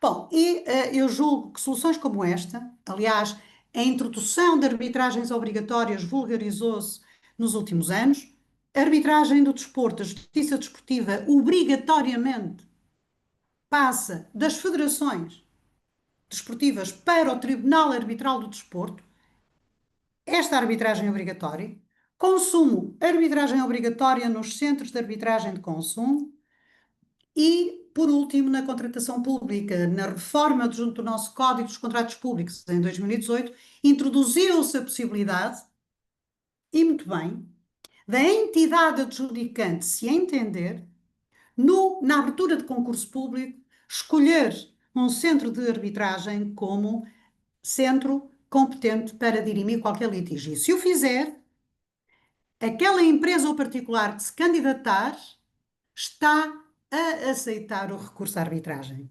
É uma solução inteligente. Vamos ver, ainda não há números para vos explicar se, enfim, terá sido muito bem sucedido ou não nos últimos anos, mas é uma boa solução, pelo menos nesse sentido. E por último, creio que nos próximos anos vamos assistir também a um aumento e a uma intensificação da mediação. Ou seja, mesmo o litígio arbitral aumentou exponencialmente, muito. E sendo assim, impõe-se uma antecâmara do arbitral que tenha um maior impacto, que tente conciliar as partes, evitando já o litígio arbitral. E esta intensificação da mediação ou conciliação pode ser de uma importância enorme, enorme para a defesa do próprio erário público e do próprio crédito público. Porque, e com isto termino, se nós pensarmos que anular um ato tributário, por exemplo, de 2 ou 3 milhões de euros, porque a autoridade tributária cometeu um excesso, violou o princípio da proporcionalidade. O contribuinte devia pagar 1 milhão, mas ela foi demasiado afoita, foi demasiado ambiciosa e de repente liquidou 2 milhões. Isto chega a um tribunal, o ato é anulado. Bom, todo o ato é anulado, porque nenhum tribunal pode, sob pena de violar a separação de poderes, dizer o que este contribuinte deve não são 2 milhões, deve 1 milhão. Não pode. Seria uma violação da separação de poderes. O que significa que sempre que um ato tributário é anulado, o Estado perde imenso dinheiro com isso. Na verdade, deixou, no exemplo que eu dei, de receber 1 milhão de euros. E agora a questão é, mas pode tributar de novo? Não, porque passou o prazo de caducidade seguramente. Eu quase diria que em grande parte dos casos já não pode voltar atrás e tributar de novo. Ora, se nós tivéssemos uma antecâmara para juntar as partes e discutir isto no plano da mediação e conciliação, este prejuízo para o Estado evitava-se. Porque nós temos de perceber que em democracia, em Estado de Direito, existe um princípio crucial que é o da separação de poderes. Se o ato é ilegal, anula-se. Mas muitas vezes os atos são anulados porque houve excesso. Na verdade, quer dizer que aquele contribuinte alguma coisa devia pagar e assim vai ficar sem pagar coisa nenhuma. E mais, se teve prejuízos, entretanto, ainda tem direito de indemnização sobre o Estado. E, portanto, é prejuízo a acumular a outro prejuízo. E, por último, nas questões mais técnicas, relacionadas sobretudo com a contratação pública, creio que vamos assistir também a um aumento e intensificação dos dispute boards, ou seja, há matérias que não têm sequer que chegar a tribunal, porque os tribunais não têm conhecimentos técnicos, nem os judiciais, nem os arbitrais, para decidir, por exemplo, se uma ponte ou um túnel foram ou não foram bem projetados, foram ou não foram bem executados. Só um painel de especialistas de construção civil, geógrafos, etc., poderá dizer se houve ou não houve, por exemplo, o erro na construção. Chamamos a isso dispute boards. E estes dispute boards, eu creio que no futuro serão um instrumento, um dos meios de resolução alternativa de litígios que em muito poderão ajudar a aumentar a eficiência e a eficácia do sistema judicial. Professor Fábio, com isto eu termino. Eu peço desculpa porque me excedi aqui uns minutinhos. Muito obrigada a todos. Desejo a todos a continuação de um excelente congresso. Muito obrigada. Muito obrigado, professora Rosário. Tema muito importante. Estava comentando aqui com o professor Camilo que em Portugal a arbitragem do consumo, né, também que é uma vertente daquilo que você falou, é muito usada e não é cara, né? É barato, pelo menos no consumo é bem barato. É totalmente gratuita e é obrigatória até 5 mil euros. Olha aí. Pois é. Ok? O consumidor Isso não é gasta nada, nem sequer precisa de gastar dinheiro com o advogado, porque o centro de arbitragem faz o próprio pedido arbitral, redige, fundamenta o próprio pedido arbitral. Sim, excelente. Muito obrigado pela tua intervenção. Nós vamos ter que passar ao seguinte, porque já estamos avançando aqui a hora. Quero agora, se puder tirar o PowerPoint, Ok. partilha. Ok. Então, vou apresentar agora o Ah, doutor ok.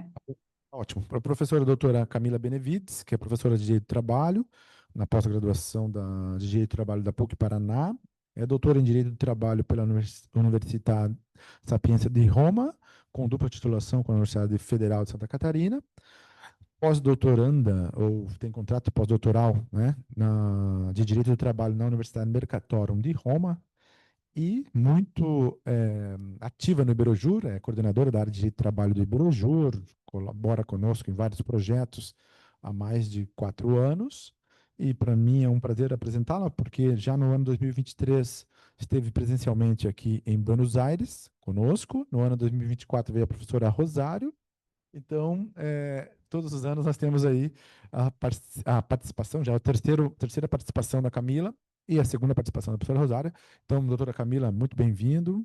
Tema que você escolheu, gostaria que você apresentasse também para o nosso público e tenha a palavra. Muito obrigado e bem-vinda. Muito obrigada.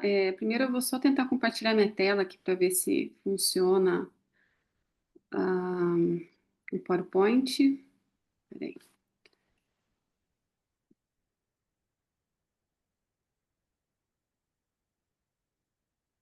A parte tecnológica aqui. Aí, agora vai.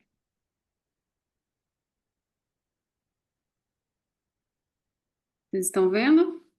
Sim. É só colocar em Bom. tamanho grande. Está pequeno assim. Isso. Aí. Perfeito. Obrigado. De nada. Bom, para mim é realmente um prazer participar novamente desse curso. Eu realmente lamento não estar presencialmente, né? Como o professor Fábio comentou, eu já estive aí em Buenos Aires no ano de 2023 e seja conhecer a cidade de Buenos Aires, seja conhecer a Universidade da Marinha Mercante, foi uma oportunidade muito enriquecedora. Eu quero também saudar os meus colegas de mesa, né? O professor Camilo, a professora Rosário, que eu tive a oportunidade também de a encontrar em Portugal algumas vezes, a professora Issa Vicenza, que agora não conosco, que eu ainda não conheço, mas espero que tenha uma oportunidade de nos conhecermos. E dizer que o meu tema que eu vou falar hoje, ele não foge tanto do que já foi apresentado pelo professor Camilo e pela professora Rosário. O professor Camilo falou muito, né, sobre a releitura dos direitos humanos, e eu vou falar sobre algumas decisões do Tribunal de Justiça da União Europeia e como essas decisões impactam na proteção dos trabalhadores. E o direito do trabalho, ele é um dos vieses dos direitos humanos, né? A proteção dos trabalhadores, que os trabalhadores trabalhem com vida digna, é uma das questões que dos direitos humanos se ocupam. E achei muito interessante também a palestra da professora Rosário, né, dando a visão dela de como funciona a questão da arbitragem em Portugal, que é um pouco diferente do que eu conheço da versão brasileira, mas é muito interessante ver como alguns sistemas esse modelo funciona bem, principalmente no exemplo que ela também mencionou dos consumidores, e a gente também analisa no Brasil a possibilidade de usar a arbitragem em alguns casos para trabalhadores, mas na nossa realidade o sistema funciona um pouco de forma diferente. Mas, voltando então ao meu tema, eu escolhi algumas decisões do Tribunal de Justiça da União Europeia para comentar com vocês hoje, porque eu sei que tem brasileiros aí, então vou fazer só fazer uma explicação geral para vocês entenderem qual que é a relevância desse tipo de decisão. Primeiro, a União Europeia, quando ela surgiu, ela nunca teve a intenção de criar normas padrões de direitos do trabalho para todos os países, até porque cada país da União Europeia tem a sua parte histórica, social, econômica, que acaba dificultando muito que exista um padrão, normas padrões com relação ao direito do trabalho. E quando surgiu justamente esse bloco, a ideia não era legislar sobre essa matéria. Mas com o tempo e com a evolução, a União Europeia tem criado alguns regulamentos, algumas diretivas, que acabam, sim, trazendo algumas normas de direito do trabalho, que depois, dependendo da regra, se for regulamento, tem aplicação imediata nos países, ou seja, o texto do regulamento ele passa a ser de caráter vinculativo, obrigatório para os países, enquanto as diretivas precisam ser transpostas, né, elas trazem princípios. Mas dentro da União Europeia nós temos esses dois tipos de regras que tratam de questões com relação ao direito do trabalho, e sempre que algum país, ou em alguma situação de fato, acaba impactando, acaba não observando, seja uma diretriz, seja uma diretiva, seja um regulamento, essa questão pode chegar até o Tribunal de Justiça da União Europeia. E a partir do momento que o Tribunal de Justiça dá uma decisão, profere uma sentença, essa sentença vai ter o poder, então, de impactar diretamente o ordenamento jurídico do país que está envolvido na situação. Então, eu trouxe para vocês alguns casos aqui para vocês entenderem. O primeiro é um caso até recente, salvo engano, ele é de 2023, que é o caso 631 de 2022, e ele é um caso envolvendo uma empresa espanhola e se discute nesse caso justamente uma legislação que existia na Espanha até a data de que a sentença foi proferida. Qual que era a questão, para vocês entenderem de maneira geral? É um empregado que trabalhava como motorista e que sofreu um acidente de trabalho, e com isso ele acabou machucando, teve uma lesão no pé, né, justamente no pé ali que ele usava para acelerar, e ele acabou ficando afastado um tempo, digamos, pelo INSS da Espanha, e depois, quando ele retornou, antes do INSS da decisão definitiva sobre se ele teria ou não possibilidade de continuar na atividade que ele tinha antes, a empresa optou, então, por recolocá-lo, né? Colocou numa outra atividade que não havia, então, a necessidade de ele fazer esse movimento de aceleração com o pé, uma atividade administrativa interna, e a qual ele tinha competência para exercer. O que acontece é que, seguindo paralelamente com essa decisão do INSS espanhol, chegou um momento em que eles entenderam, então, que o acidente gerou para ele uma limitação funcional permanente, porque a função que ele fazia de motorista, ele não poderia mais fazer. E, por incrível que pareça, existia na Espanha uma legislação que permitia, nesse caso, quando o empregado ele perdia, entre aspas, a capacidade de exercer determinada função, que o contrato fosse, então, rescindido, já que ele não teria mais como continuar trabalhando. Esse empregado começou a discutir, falando que essa norma ela ia contra, seja a questão, uma norma interna da Espanha que acabou trazendo para dentro do ordenamento jurídico a norma da ONU com relação às pessoas com deficiência, mas também há um regulamento da União Europeia que também fala da obrigatoriedade que os empregados, que as empresas, elas tomem essas medidas que eles chamam de adaptações razoáveis para que as pessoas com deficiência possam, então, continuar no ambiente de trabalho, porque elas não possam ser simplesmente demitidas quando tem uma situação de incompatibilidade com a função. Dado isso, inclusive, em razão da função do trabalho na vida das pessoas, né? O trabalho ele tem um caráter também de inserção na sociedade, né? A pessoa que trabalha, ela se sente útil, ela se sente produtiva, ela se sente realmente como parte da sociedade. E a intenção desse tipo de norma não é que a pessoa receba algum tipo de benefício e acabe sendo colocado, por exemplo, à margem, sem tipo de acesso ao trabalho ou outros tipos de situações semelhantes. Então, esse empregado foi realmente discutir essa questão, dizendo que ele gostaria de continuar trabalhando, ele não gostaria de ser dispensado pelo simples fato de que ele se tornou incapaz para a função de motorista. Como ele já vinha exercendo na empresa, ele tinha capacidade de continuar trabalhando, embora sim, ele tinha direito à indenização em razão do acidente de trabalho, em razão da redução da capacidade laborativa dele, mas que ele queria então continuar trabalhando na função em que ele tinha sido realocado. E o Tribunal de Justiça da União Europeia realmente disse então que esta lei espanhola, ela afronta diretamente, seja o Tratado das Pessoas com Deficiência, o documento da ONU que foi ratificado pela Espanha e pelo Parlamento Europeu, seja uma outra diretiva da União Europeia que também trata do tema.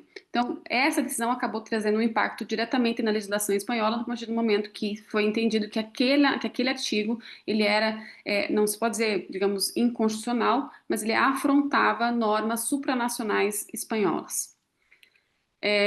Outro caso que eu acho interessante de trazer, que também tem relação com a minha pesquisa, como o professor Fábio mencionou, eu sou doutora pela Universidade Sapienza de Roma e pela Universidade Federal de Santa Catarina, e na minha pesquisa de doutorado eu acabei analisando as questões de conflito de jurisdição e de competência, e também quais as leis nacionais aplicáveis quando tratamos de contratos de trabalhadores que são no viés internacional, né? Um empregado, por exemplo, que mora na Itália e trabalha remotamente para uma empresa localizada em Portugal, por exemplo, né? Um contrato subordinado, um contrato estável, não se trata de um destacamento, não se trata de um período apenas de trabalho, mas sim aquela pessoa que foi realmente contratada já desde o início para prestar serviços desta forma, num caráter transnacional.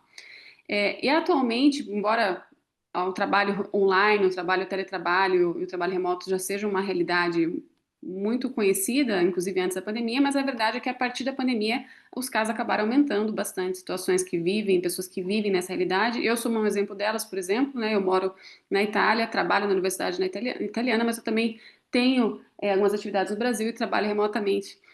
Até por isso que esse é um tema que me chamou a atenção.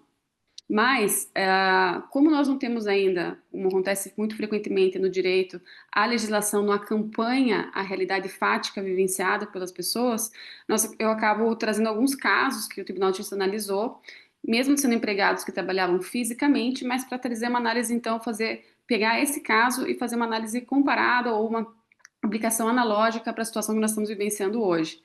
E esse caso específico se trata de 2 motoristas. Aqui na Europa é muito comum, porque tem países que são um pouco menores, que os empregados eles façam uma circulação, às vezes no mesmo dia, e de mais de um país, dependendo de onde fica a empresa.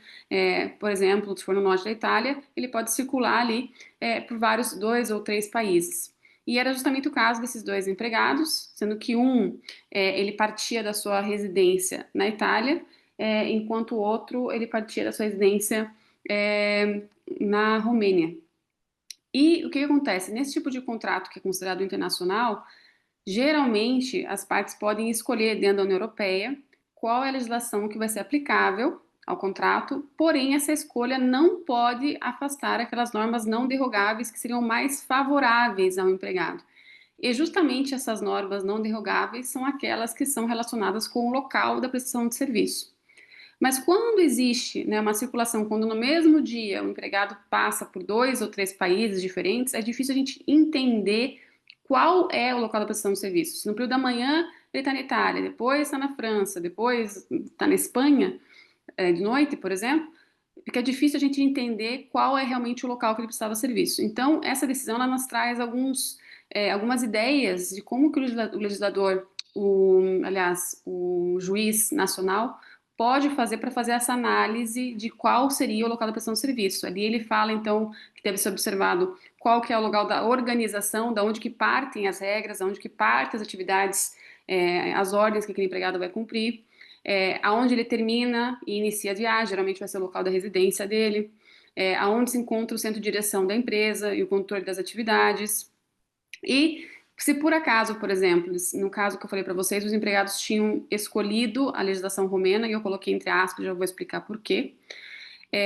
Mas se acontecer que desta análise seja observado que não é a legislação romena, o local, não era a Romênia, de onde partia essas ordens, todos esses critérios para observar qual é o local da prestação de serviço, se não era um outro país que faça fronteira com a Romênia, mas for um terceiro, porque tem uma ligação mais estreita com a relação de trabalho em si, por exemplo, porque a contribuição para o INSS, sempre falar INSS para os brasileiros entenderem, é feita, por exemplo, naquele país, ou porque a ordem do trabalho surge daquele país, embora a empresa tenha sede em outro, enfim, tudo é muito analisado com base nos critérios práticos de cada situação.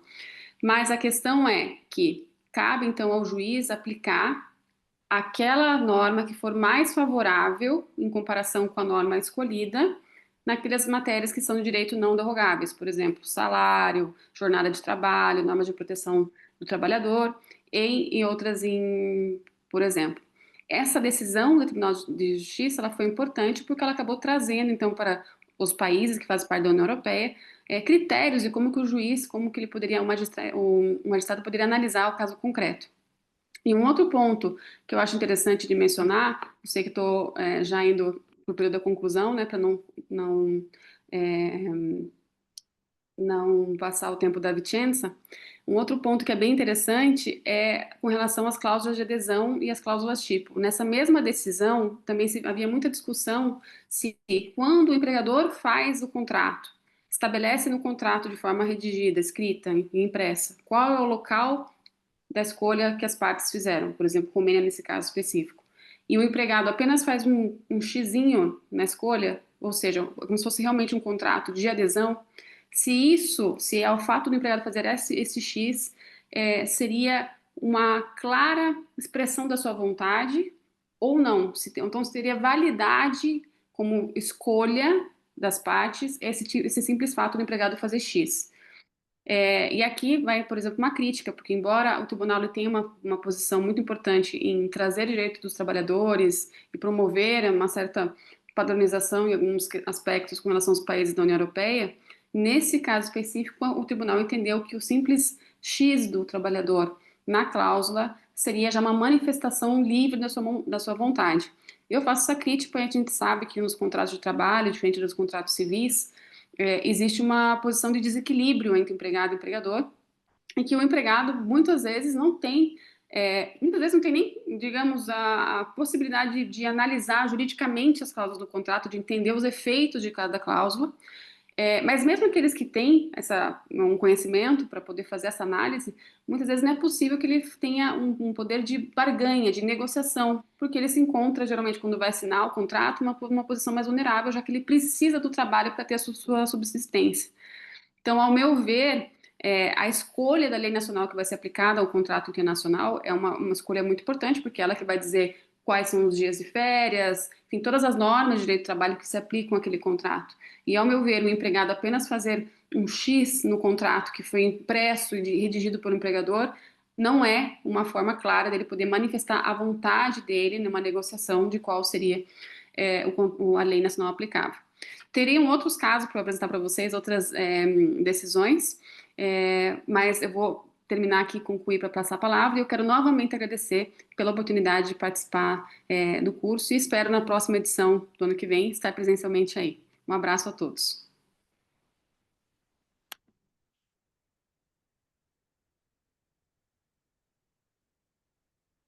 Muito obrigado, doutora Camila. Nós estávamos sentados ali ouvindo a tua palestra, por sairmos aqui do palco, da mesa. Muito obrigado. Esse tema que a doutora Camila fala, ela já tem um livro publicado, né, Direito do Trabalho Transacional. Quem estiver pesquisando nessa matéria, nós também recomendamos a aquisição do livro, que está no Brasil pela editora Dialética, em português do Brasil. Em italiano está por uma editora, já a doutora Camila fala, na Itália, em italiano. E em inglês, o Iberojur Science Press publicou também a edição em inglês, está na Amazon. Vocês podem procurar pelo nome da doutora Camila dos Santos Benevides. Quem faz pesquisa no direito do trabalho é muito importante, porque nós vivemos num momento, né, que a globalização tem expandido as possibilidades de trabalho remoto, e esse tema é imprescindível para quem pesquisa na área. Doutora Camila, muito obrigado. Eu vou pedir também a sua ajuda para traduzir para a Enza, que vai ser a próxima palestrante. Eu vou fazer aqui a apresentação em português, você apresenta depois em italiano. A professora doutora Vincenza Conti é professora de instituições do direito privado da Universidade de Salerno, na Itália. Ela vai falar sobre o desequilíbrio epistêmico na comunicação de redes sociais, digitais e vulnerabilidade das pessoas maiores. Muito bem-vinda, professora Vincenza. Passou a Camila a fazer a tradução. Benvenuta la professoressa Vicenza. Lei è professoressa al dottorato di ricerca e è professoressa di diritto privato all'Università di Salerno. Lei parlerà il suo titolo perché non ho potuto prendere appunti su quale era il titolo completo. Il professore Fabio ringrazia la sua partecipazione. Grazie mille, grazie al presidente di Iberojur, il professore Fabio Vega, per l'invito e per questo straordinario momento di confronto e di arricchimento personale. Ringrazio altresì i colleghi, il professor dottor Camillo Ferraresi, la professora dottora Maria de Rosario Anjos, spero di non sbagliare, professora dottora Camila Benevides, che spero di poter incontrare presto e che ringrazio e mi complimento per il suo perfetto italiano e la sua straordinaria esperienza all'Università degli Studi La Sapienza di Roma, tra le più prestigiose. Bene, io mi occuperò di desequilibrio epistemico en la comunicación en redes sociales digitales y vulnerabilidad de las personas mayores. En un mundo cada vez más complejo desde el punto de vista tecnológico y social, debemos preguntarnos qué espacio ocupan los estudios relativos a la vulnerabilidad de ciertos grupos, en particular las personas mayores, frágiles, manipulables y por tanto discriminables. No cabe duda de que el advenimiento de la comunicación digital y la difusión progresiva de los social media han puesto de manifiesto, junto a los factores innegablemente productivos de la realidad desmaterializada, una marginación social radical, amplificando las desigualdades online y offline. En Italia, en el enfoque de la ley sobre la vulnerabilidad, puede decirse que se ha insertado parcialmente a través de la institución de la Administración de Apoyo. Sin embargo, es vital resaltar que los diversos escenarios donde se puede manifestar la fragilidad, que abarcan desde la educación, la salud, hasta las barreras lingüísticas, constituyen hoy o más que nunca un verdadero escollo para las personas mayores, desembocando en ocasiones en situaciones de discriminación y aislamiento, impidiendo así el pleno desarrollo de la persona humana, principio tutelado en el artículo 3.2 de la Constitución italiana. Lo dicho, esta situación no puede ser obviada por las ciencias jurídicas, sobre todo el control de los flujos de información que eviten el desequilibrio epistémico más que el informativo con respecto a sujetos socialmente y no solo económicamente débiles desde el punto de vista de la capacidad relacional. Especialmente delicada es la apreciación de la cualidad existencial de los intereses comunicativos no orientados a la comercialización. Piénsese en el interés en no sufrir violaciones en la esfera de la autodeterminación informativa, en la que prevalecen intereses axiológicamente irrenunciables, por ejemplo, el derecho del individuo a una información correcta, e intereses participativos, es decir, intereses que, siendo esenciales para el libre desarrollo de la persona, necesitan ser compartidos. Cualquier cosa menos ius excludendi alios, tratándose de intereses enraizados en el valor constitucional de la igualdad y por tanto con vocación colectiva, pero todavía pertinentes para el derecho civil. Esta dimensión humana se consagra no a la acumulación de beneficios, sino a la salvaguardia y protección de los derechos y libertades del individuo en el espacio digital. El ciberespacio, en su extensión planetaria, amplifica la vulnerabilidad subjetiva de cada persona. Si se tiene en consideración que cuanto mayor es la esfera espacial en la que el hombre se encuentra operando, mayores son las dificultades de su existencia y las medidas de protección que necesita para hacerles frente. Es indiscutible que el espacio virtual se convierte en un espacio sensible y privilegiado para las relaciones humanas y la construcción de la esfera social y política del hombre.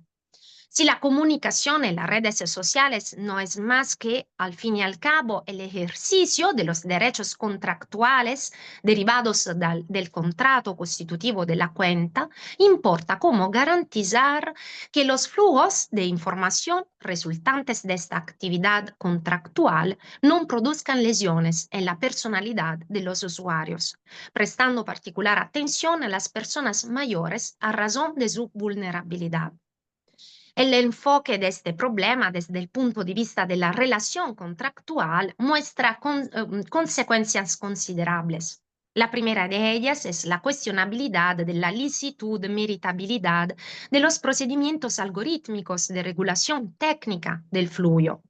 En efecto, el tema de la libertad de expresión recuerda en las mallas de la red el repiqueteo de múltiples perfiles de protección, identidad digital, privacidad, acceso, libertad de informar y ser informado, olvido, sucesión digital y por último, y de marcado intereses a los efectos del análisis que nos ocupa, la necesidad de configurar como estricto corolario del derecho a ser informado el derecho a no ser manipulado, que como un clímax ascendente de valores merecedores de protección despliega junto a la vertiente productiva y desmaterializada de la realidad virtual un caleidoscopio de riesgos globales.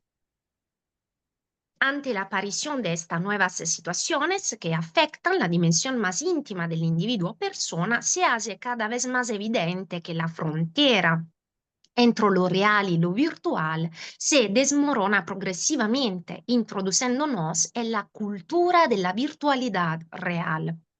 Ello recuerda con mayor razón la necesidad de una Drittwirkung de los derechos fundamentales que garantice la efectividad en esto innovador entorno contractual. La evolución progresiva y de alto rendimiento de la red ha afectado los procesos de producción y circulación de la información.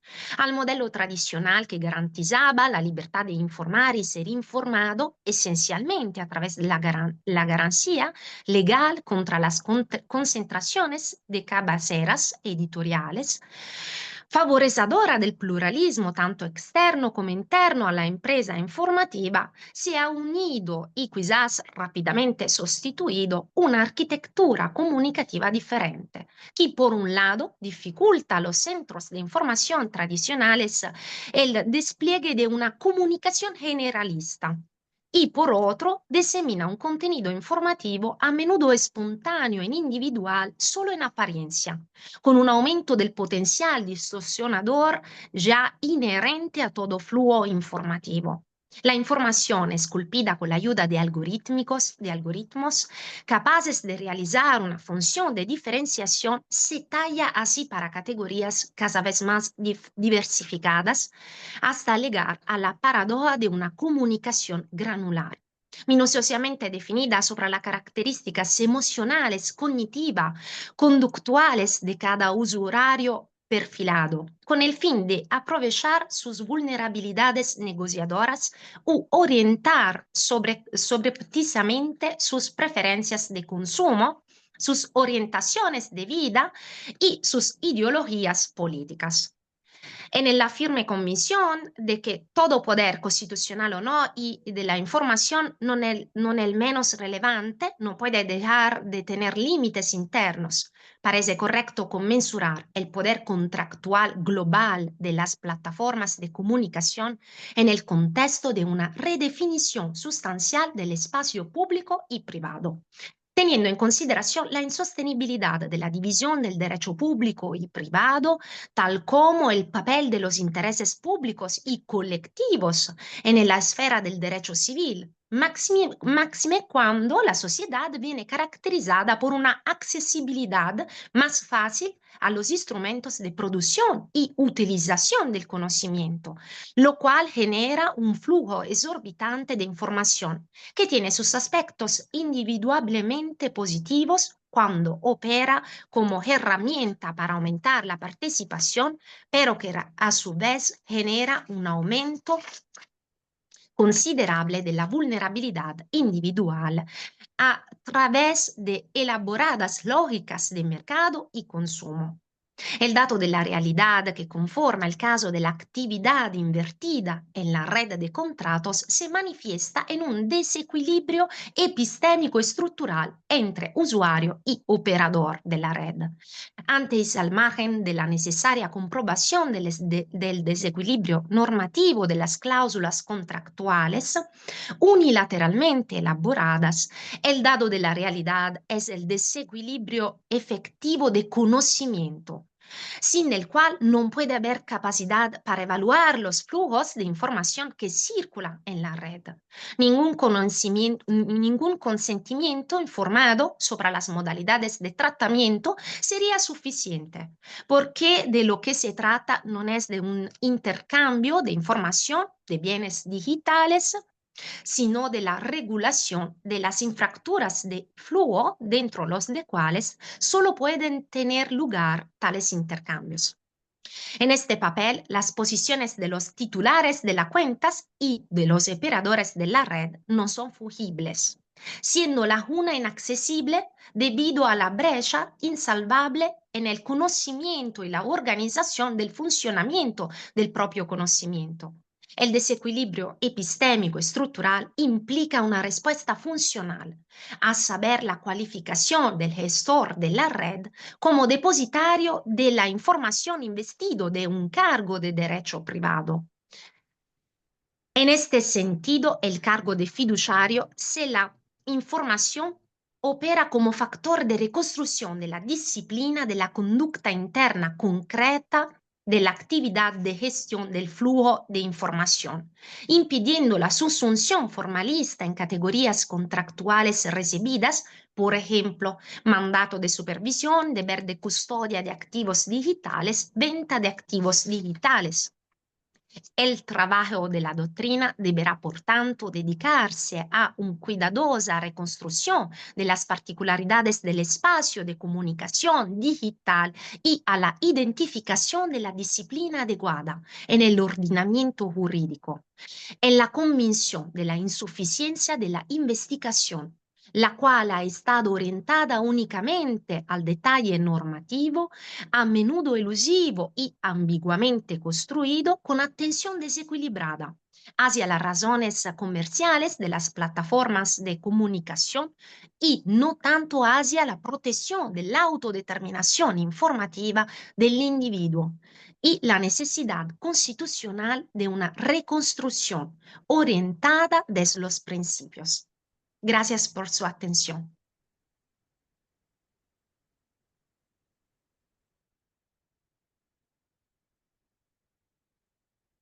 Grazie mille, Vincenza, por tu palestra. Palestra no, intervención.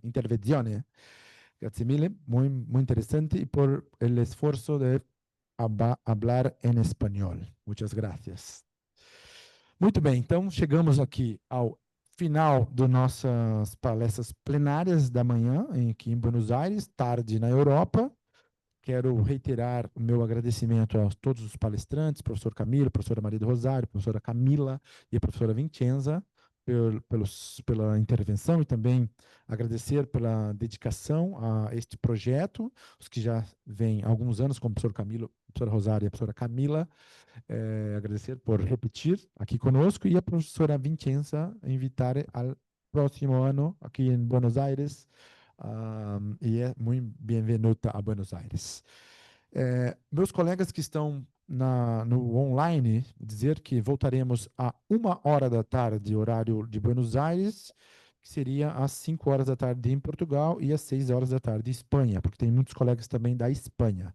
Se os que estão em Espanha, às 6 da tarde regressaremos, horário espanhol, 1h da tarde, horário de Buenos Aires, e 5h da tarde, horário português.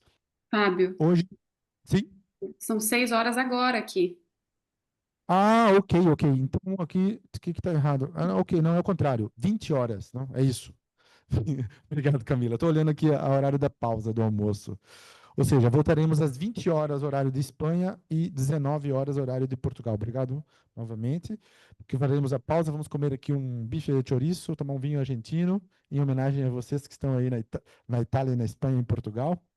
Mandaremos saudações vinícolas. E depois, pela tarde, tem os painéis online, que já quem é painelista já sabe. Então, a partir das 15 horas locais e 19 Portugal, 20 Espanha, Itália. Muito obrigado.